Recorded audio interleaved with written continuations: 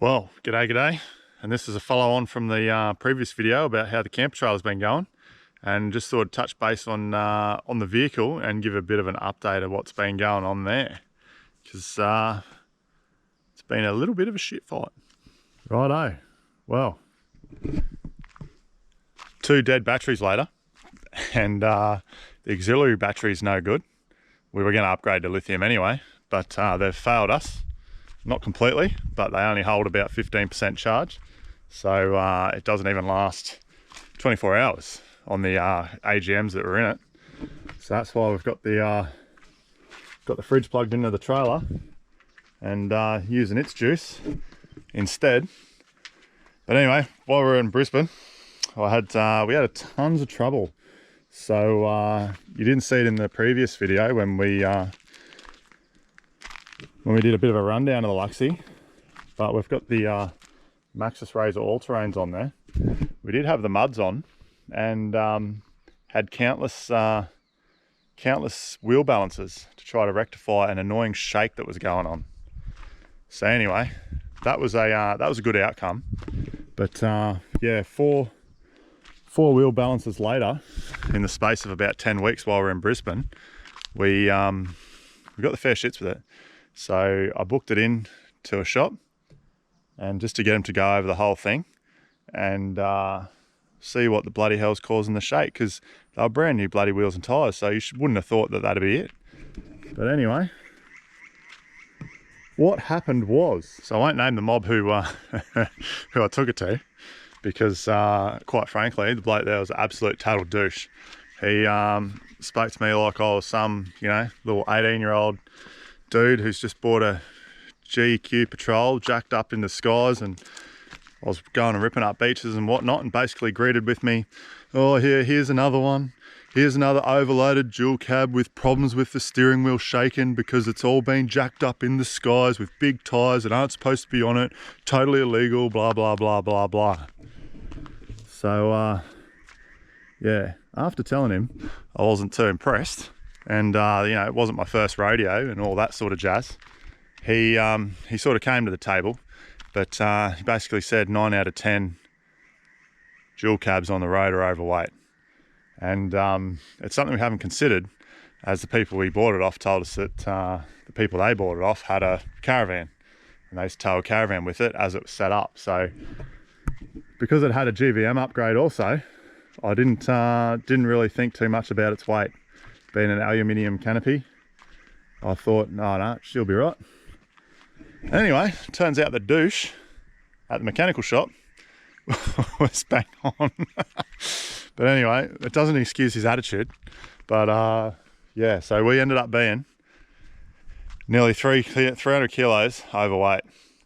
So at the time that they weighed it, it did have a full tank of diesel, and we got a long range tank in it.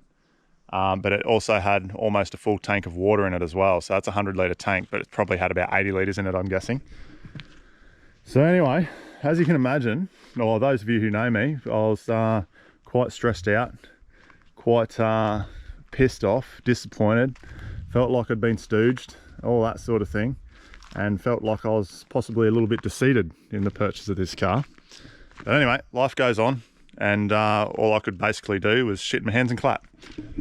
But anyway, so after I got a bit upset and a bit pissed off, I started thinking about it logically, and actually had a good conversation with an engineer.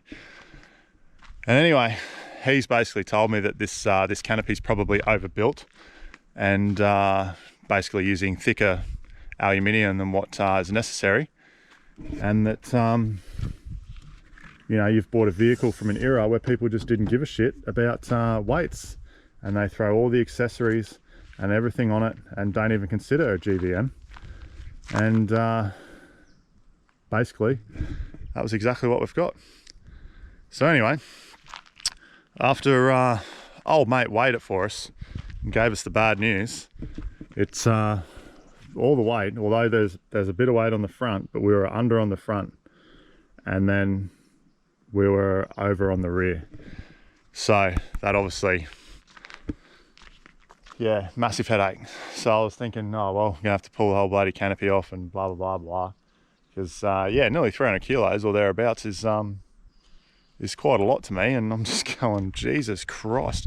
And the funny thing was, you wouldn't, well, only compared to my last Hilux, the old black one, you wouldn't even know it's overweight because it's so much power that even with the trailer connected, it was still pulling it no problems, doing 100 k's an hour, accelerating up hills, all the things the old Luxy couldn't do, this was still doing it. So anyway, because we like to go to remote places and I don't really fancy ripping through wheel bearings, brakes and all those sorts of things, I thought, well, we best get it rectified. We actually decided not to touch any of it until the absolute most procrastination had partaken and we came up with an actual plan rather than just a reactionary one. So anyway, how did we do it? How did we do it? Well, it was really not that much. As I said, I had a good chat with the engineer. He was more like, sell the whole canopy. It's probably more at home on a 79 series cruiser. Even though it's a custom canopy specifically for this car, you can probably fit it to anything, but anyway, so there was one major thing. There was that big 95 litre fridge sat right there on one of those MSA fridge slides. So those MSA fridge slides, this engineer said he's weighed them to be over 60 kilos. Now, I weighed it when we took it out and it was bang on 50. So, you know, give or take a couple of kilos for scale accuracy or whatnot. It's pretty much what they list on their website is 47. And I'm guessing once you add the bolts and straps and things, you'd probably at 50. So anyway, that came out. So that was, the fridge is about 33 kilos empty, and the fridge slide was 50 pretty much on the nose. So those two things out started getting me thinking, well, if you remember from the last video, we had a nice set of drawers in here and on the other side. And as the engineer said, it's been pretty overbuilt. It's basically constructed of 3mm aluminium and 5mm aluminium. So it's a little bit heavier than what it probably should be. But in saying that, it's probably going to last your whole life. But anyway, that doesn't help us. So what we've done is we looked at the drawers and I just started pulling them out. So each of the drawer slides were about, well, for two of them, they were about 7.5, 8 kilos each. And there was 6 of them in there. Then there's all the 3mm aluminium that they were made out of, and the fascias of it was all 5mm aluminium. So once we started taking drawers out, I think we were already at 85 kilos just in the drawers. Then you got the fridge slides and all the structure. So while we're at Michelle's brother's house celebrating her father's 80th, we stayed there for about a week, and I basically used his angle grinder in overdrive and got it all out. With only the remnants of the world's left. And to my surprise, with just those fridges and these drawers, we've come out under. So very fortunate. One thing that was funny, I tried to get these batteries out just so I can have a look at them before I rip the drawers out, and actually come to find that we couldn't take the batteries out with those drawers in there. So that's something that was not considered during time of construction, and yeah, it was a tad inconvenient. So now that the drawers are out, I pulled the batteries out, and they're actually 140 amp hour batteries, and there's 2 of them. So and they weigh 41.5 kilos each. So there's 83, is that right? Yep, 83 kilos just in batteries that we can replace with something that weighs 23 kilos. So that's still on the to-do list. So yeah, that's even more weight out. And that's actually meant that we could save this rear trundle drawer, because that rear trundle drawer, the engineer reckons that would weigh at least 60 to 80 kilos. So it's a pretty convenient drawer, and once we do that battery mod, we'll be pretty right. So so yeah, well and truly under, because I also thought we were going to have to lose the awning, and yeah, I was just side steps. Like my mind was just going in overdrive. Oh, what can we pull off? What can we pull off? So anyway, we've come out all right, luckily, but we've saved the day with it.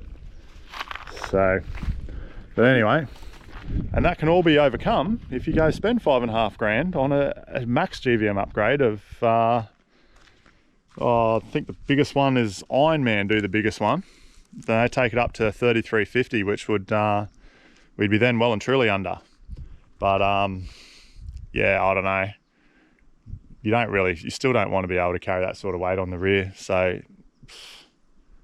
yeah, and I agree, like the engineer basically said that GVM upgrades are just a piece of paper to tell you that you're legal.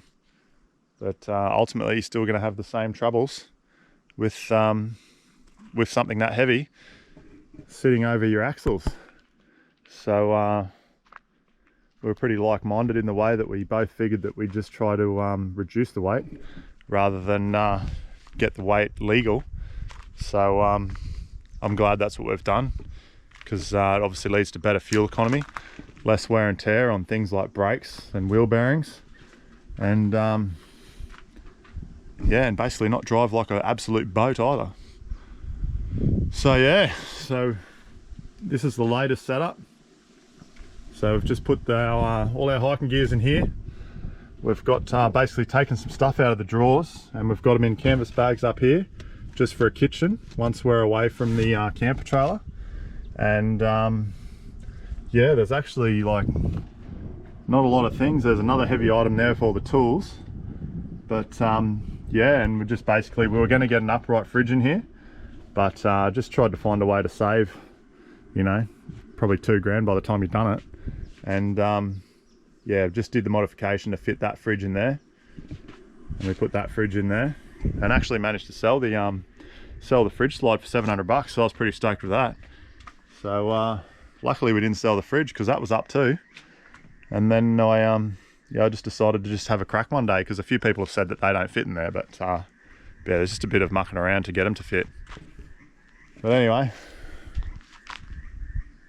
drives so much better now too, because it gets the front back down, and yeah, just better. There's actually better fuel economy. You just feel the weight on it, and now that it's off it, it's just way better, and it's just got so much power. The power upgrades are unbelievable. So yeah, really happy. Since we were at the brother-in-law's place, all the brakes got done. So that was one thing they mentioned at service in Brisbane, that the brakes will have to be done, and because we're probably going to go a bit more remote, we decided just to get them done while we're in a major centre, and thankful we did, because they were all 4 sides were past serviceable. But they've all been upgraded, so unfortunately that meant replacing them all, which came with a hefty bill. So, but she's all going good now. The Maxxis Razor all-terrains, way quieter than the muds, and yeah, given the amount of bitumen we'll probably do in the next 12 months, it's probably it was probably a good compromise actually. But the yeah, the muds are basically binned, so the Maxxis rep just said, nah, the tyres are ruined, scrap them, and then just made you think again about getting muds or all-terrains, and then we just decided to swap them out with a brand new set of all-terrains. So they're going quite well. Apparently they're the same construction, just a different tread on them. So I'll be pretty confident that they will serve us quite well, particularly because the last 3 sets had in the old Black Luxy, they were bulletproof basically. So yeah, I've got the utmost confidence. But anyway, that's a quick update on the Luxy. All going well, but yeah, probably just remember, if you've got a dual cab ute, you'll have to just yeah, they're not quite sure what to do on the road yet with overweight vehicles, but yeah, they'll have to figure something out soon, because there is a lot out there, and we know just ourselves. You can you see them when they pull up, you know, the arse end of the cars are right down. They've got massive caravans on the back, and you know, if someone towed a caravan with this car, like, they'd be like half a ton over at least.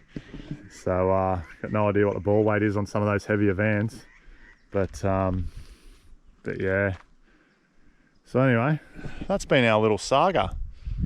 So, but anyway, overcome. But yeah, it was a bit of stress for a bloke, to be honest. But yeah, sitting pretty now. It's not on the most level ground, but she's pretty good. But anyway, that's that one. And yeah, might as well just leave it there and see you in the next video.